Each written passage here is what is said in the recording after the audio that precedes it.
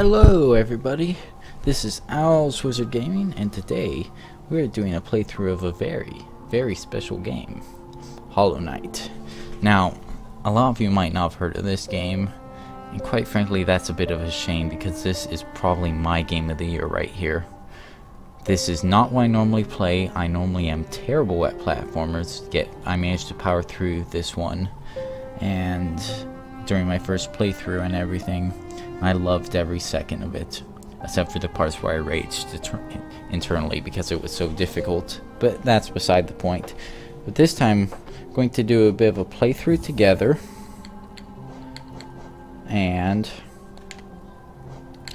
what we're going to do is this time we're going to go for the true ending, which requires a bunch of special stuff.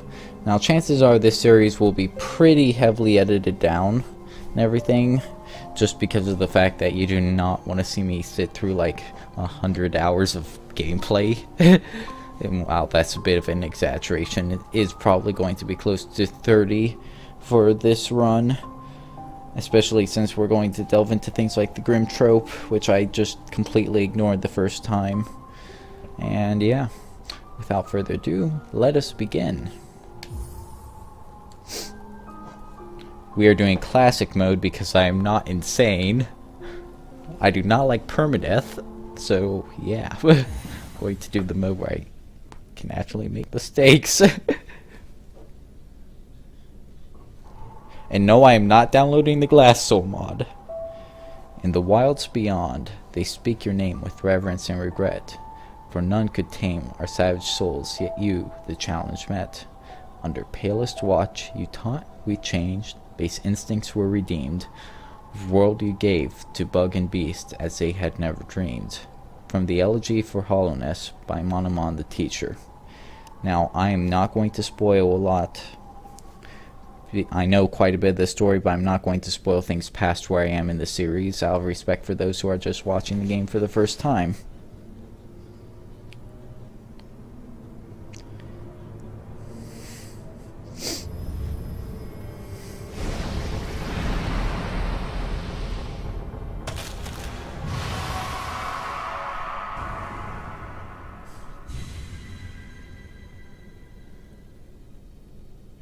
Such as I know precisely what was happening there. Yeah, I'm not going to say it. Just because I want people to experience this game, preferably for themselves, but if they can't due to things like being dirt poor or something, no offense meant anybody, I want them to be able to experience it through this channel.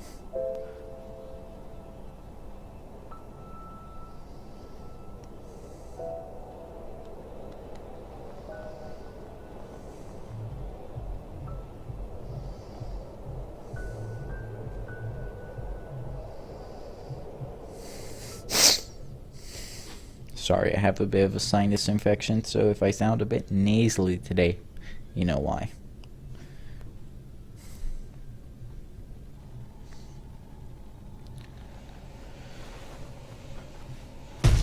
And so here we are. Fell down that pit. Now the game starts. So we have our basic slash attack. We can slash downwards, we can slash up, left or right, and we can jump at this point. Now there is a bit of a secret back here, which we cannot access at this time, but you will be able to return here eventually, and you can get to some pretty interesting areas. So our first enemy is very difficult. Trust me, it will get harder as we go along. Now our first platforming section with an enemy underneath, no less. Now all the coins I'm picking up are called Geo. They're pretty much the game's currency. In some ways this game is it's one of the few games I would actually call Souls-like, just for the reason of things like the death system and overall atmosphere can be very similar. Higher beings, these words are for you alone. Your great strength marks you among us. Focus your soul, and you shall achieve feats of which others can only dream. So soul is pretty much this game's version of mana. Right now the only thing we can use it for is healing. So you see how every time I hit the enemy, that thing in the top left keeps filling up? Well, that is pretty much the measure of the soul we have at the moment. And yeah. It caps out. You will be able to extend the cap later in the game though. Like, see right here, it's a perfect example that spike fell. So let's just heal ourselves real quick, taking up a third of that soul container in the top. Now, needless to say, landing on spikes is not a good idea, generally, but I really hate the stalactites, stalactites in this game. They are annoying and just overall a bad idea. It's like, yeah, I totally look for stuff like that. Hey, get back here. And those blue health, they can't be healed. They're pretty much temporary. And they'll disappear if you rest at a spawn point or anything. So here, the floor breaks out underneath us, and we will go back and grab that little treasure. But first, have a bit of a jumping puzzle here. And a secret. There are lots of little secrets in this game like that. And that is something you can do for people watching this thinking of playing them themselves. You can pogo off spikes like that. And get to areas you aren't supposed to earlier. And also complete little challenges. Higher beings, these words are for you alone. Within our lands, do not hide your true form. Let tall bask in your majesty, for only this kingdom could produce one such as you. Okay, so if we hit open this chest, Fury of the Fallen. Okay, this is our first charm, where when we rest at a bench or whatever, we can equip these to give us special abilities.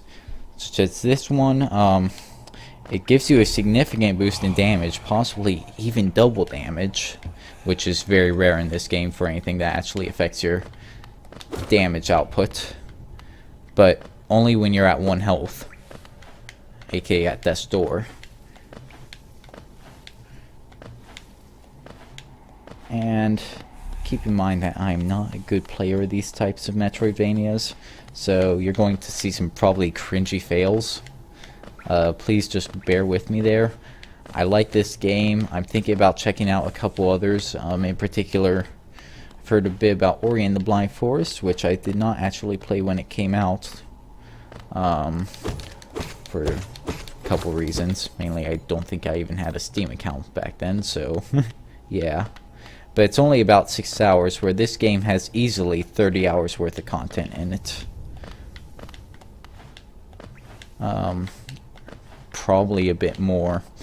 Definitely more if you're bad at the game like I am. Anyways, continuing onwards.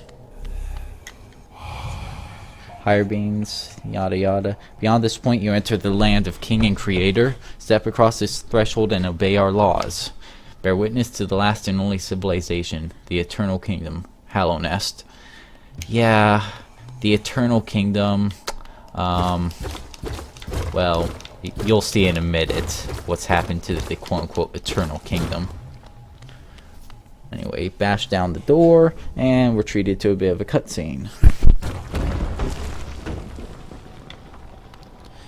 Now, once we jump down here, we won't be able to get back up for a decent amount of time, so yeah. Oh no! And there is no fall damage in this game, luckily. Unlike some games I've seen recently that decide to put fall damage in platformers. So here we get the first trappings of civilization.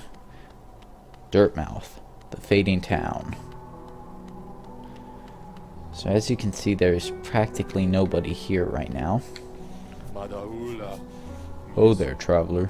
I'm afraid there's only me left to offer welcome. Our town's fallen quiet, you see. The other residents, they've all disappeared, headed down that well, one by one, into the caverns below. Used to be there was a great kingdom beneath her town. It's long fell to ruin, yet still draws folks into its depths. Can I slur my words anymore there? Sorry about that. Wealth, glory, enlightenment. That darkness seems to promise all things. I'm sure you too seek your dreams down there. Well, watch out. It's the sickly air that fills that place. Creatures turn mad and travelers are robbed of their memories. Perhaps dreams aren't such a great thing after all. Yeah, they're having a few problems down below. Many used to come, hoping the kingdom would fulfill their desires. Hollow Nest, it was once called. Supposedly the greatest kingdom there ever was, full of treasures and secrets. Now it's nothing more than a poisonous tomb full of monsters and madness. Everything fades eventually, I suppose. Feeling tired? That bench might be iron, but I assure you it's quite comfortable. There's no better place to collect your thoughts before heading below. Plus I enjoy the company. Not that you seem the talkative sort. Okay, that's his default reply. And if we hop on the bench, so we can now equip our charms.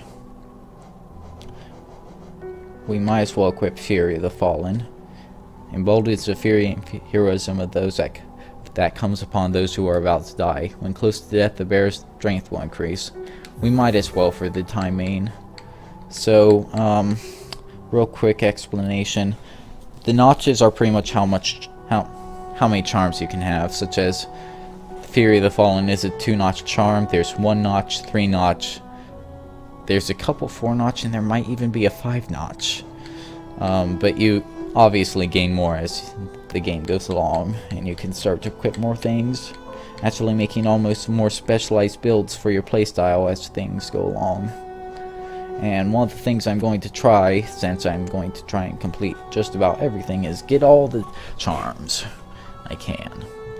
Also, if you notice that blue health disappeared, it does when you rest on a bench. Anyways, so for all your mapping supplies, we will be opening soon. Iselda and Cornifer. Okay. Yeah, so those people right in there, they actually are, as weird as it sounds, husband and wife, because everybody is bugs in this game. Oh yeah, did I mention that everybody's bugs in this game? Anyways, I digress.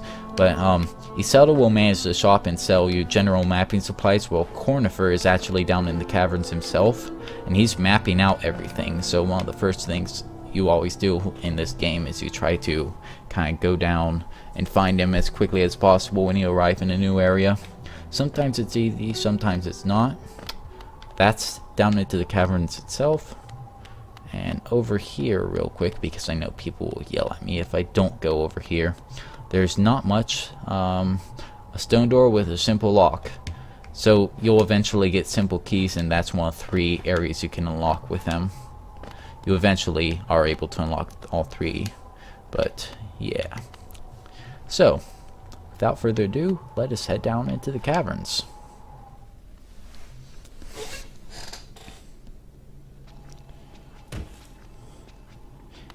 Here we are, the Forgotten Crossroads.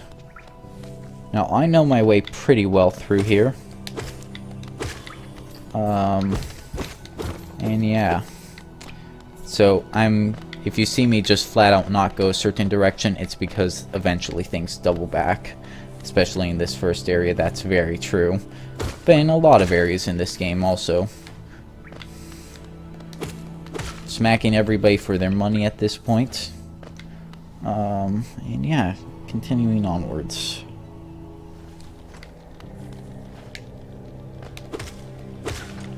Smack a couple of these guys. And yeah. Now I'm also going to do a lot of things like read through a lot of item descriptions and the like. Just because so much of the lore is hidden. Now this guy right here is the Elder Grub. All his children have been kidnapped and put into jars throughout the kingdom. He'll actually pay me to rescue them, pretty much. When I come back here and I rescue some grubs, he'll give me various payments. And I'm going to have to rescue all of them for 100% completion here, so that'll be certainly quite an experience. I don't think I even rescued half of them during my previous playthrough. And some of them are real easy to get at, others, not so much. So going down here, that way leads to a place I am not ready to go yet. Going to want to do a few more things. Yeah, you can also pogo off enemies. So if you saw how I kept jumping up and down off of him, that is a very useful skill. Give me all that cash.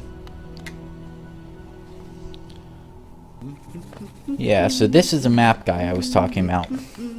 Right over here. His name's Cornifer. Ah, hello there. Come down to explore these beautiful old ruins. Don't mind me. I have a fondness for exploring myself. Getting lost and finding your way again is a pleasure like no other. We're exquisitely lucky, you and I. I'm a cartographer by trade, and I'm working on mapping this area right now. Would you like to buy a copy of my work so far? Purchase a map? Yes. Acquired a map. Okay, so yeah, hold to view the map, and you can also view a more detailed map if you go into your menu and look at things, but I've actually found another way to get an even more detailed map that they don't tell you about. That can be a useful thing, but it alone won't show you where you are. If you've not the head for directions, I suggest purchasing a compass from my wife, Iselda. She's just now opening up our new map shop in Dirtmouth, selling all sorts of useful things to wanderers like yourself. She'll even sell some of my old maps from time to time. I pop back to see her whenever I finish mapping an area. She's always so excited to see me. Oh, by the way, I haven't introduced myself, have I? Yes, I should apologize for that. When you spend a lot of time by yourself, with just your own thought, forget the niceties of conversation. My name is Cornifer, and I've always loved exploring the world. Why, when I was first hatched, I wandered off immediately, leaving my brothers and sisters and poor mother behind. That's why as soon as I could, I moved to Dirtmouth with my wife. A huge, unending kingdom to explore right on our doorstep. Who could resist? Anyway, I'll let you return to your travels. With a little luck, we'll meet again. Be safe and farewell. Then how are you finding my map? I've tried to fill out as much as I can, but every map is a work in progress. If you'd like to fill out some of the map yourself, you can purchase some mapping supplies from my wife up in Dirtmouth. We've set up a little store to help make ends meet. So yeah, you can return there right now to buy some stuff to help out. And yeah, that is probably #1 priority early game purchase for early game purchases. Buying mapping stuff. I'm actually a bit surprised I didn't fall into spike pits of death there, as they seem so prone to do.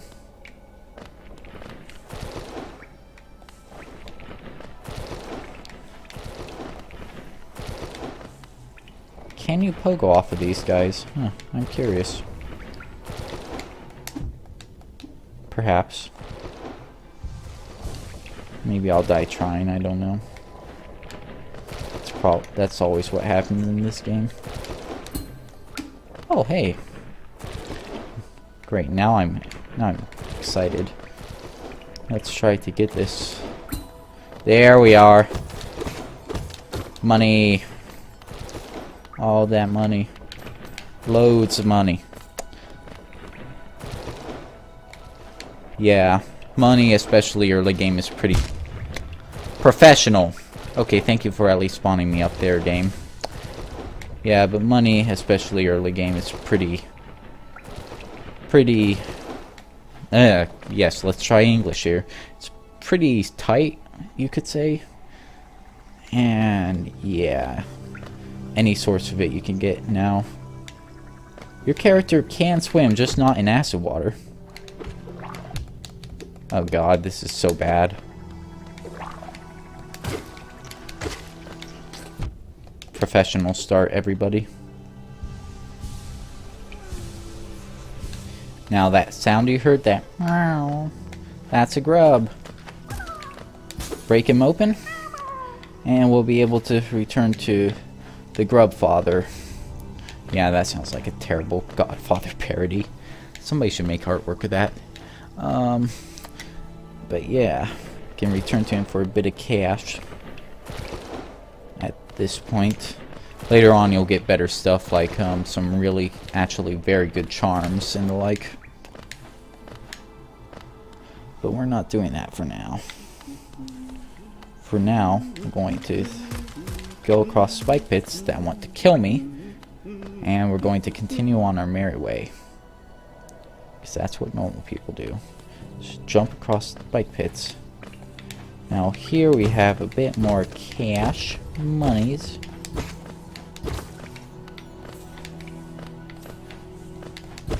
I'm just going to keep hacking at. Sorry. Oh.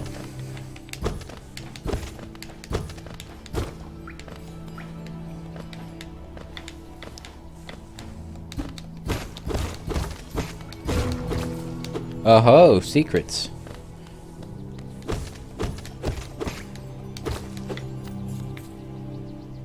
Does that actually let you skip the encounter? I think I might have found a way to skip that encounter. Huh. Curious. Oh crap, I triggered it. Anyways. Okay, these guys are not bad compared to their elder cousins later in the game, who are the worst enemy in the game, hands down.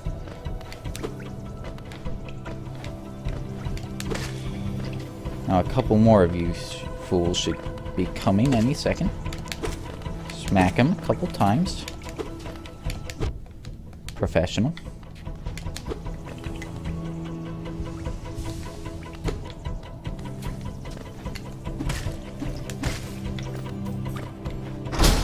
And that's the entire fight. Now, if I wasn't so greedy and dumb, I think I could have used this up here to skip the fight.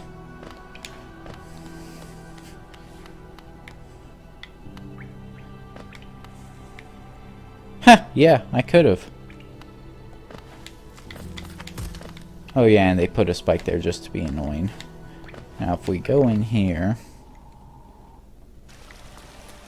we're granted to a hot spring, which will actually recharge your health and stuff fully, and a bench to make a resting point.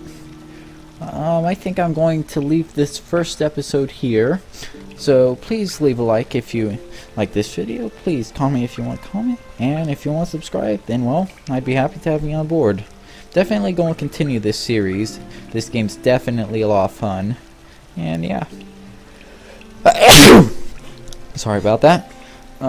So I will see everybody in the next video.